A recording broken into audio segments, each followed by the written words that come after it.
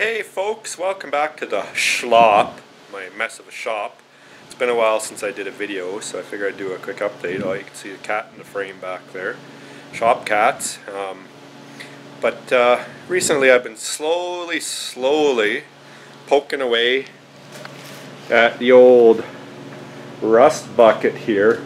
Making progress, making noticeable progress. Doesn't look great yet, but working on welds. Filled some stuff in here. Now I've started on a little bit of the inside, long ways to go, but came out one night to work on this and I was noticing that I kept running out of air real quick. Now I've got that air compressor plus one outside that I use. This one kicks in first, and then the big one outside, which is a Iron Horse 60-gallon job, it kicks in afterwards when this one can't keep up. Now this one's 100% duty cycle.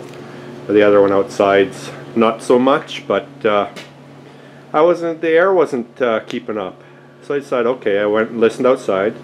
I couldn't hear the outside air compressor running, even though this one had gone down a long ways in air. So I went and looked in my outside shed where that air compressor lives, and I could smell burnt rubber. So I found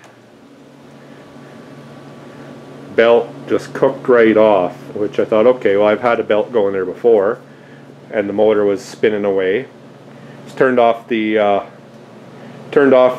pressure switch, and I gave the flywheel a spin, and the pump had seized solid. There you can see the flywheel down there. So it's like, oh boy, here we go, what the heck happened? So I pulled the pump head off, and there you can see it on the bench. So I drained all the oil, started pulling it apart, thinking that maybe a piston had seized in the jug, but everything was loose, and you can probably already see evidence of what happened. In the end, one of the rods had seized onto the crank for some reason. Now these are aluminum rods, they don't have bearings in them, they're just aluminum on steel.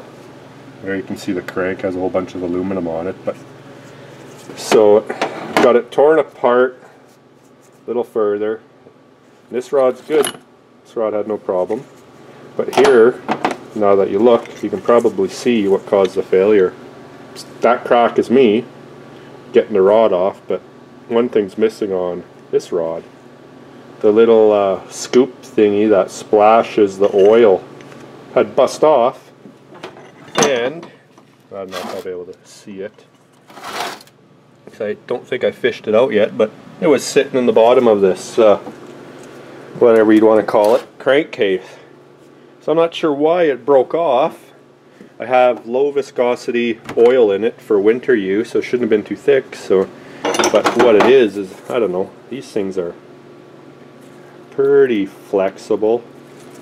So I did a lot of digging online, and I finally found out, even though this is an Iron Horse, this air compressor, I'll go take a walk outside and show you what it looks like. It's purchased in Canada here from my local PV Mart store, but apparently it is built by Eagle compressors, or put together by Eagle compressors with obviously Chinese parts. You can see it's winter here. Dumb dog over there. But so I've had this compressor out in this shed for quite a while, just to make room and to keep the noise out. But I'll get some light for you. There you can see it's an Iron Horse 60-gallon. They claim a rating of, what does it say? Oh, if you can see that too bright, 11.2 CFM at 100 psi, but I suspect that's overrated.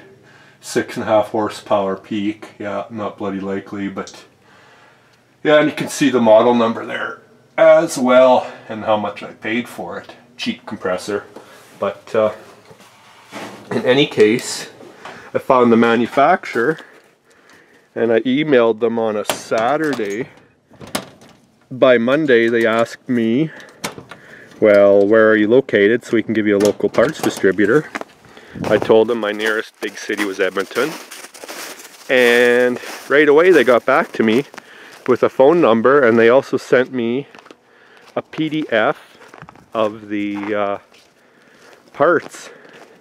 So I phoned that distributor and gave them the part number, and sure enough they could get me the parts no problem. Take a couple of weeks and $80. Now I'm rolling the dice, and I ordered only one rod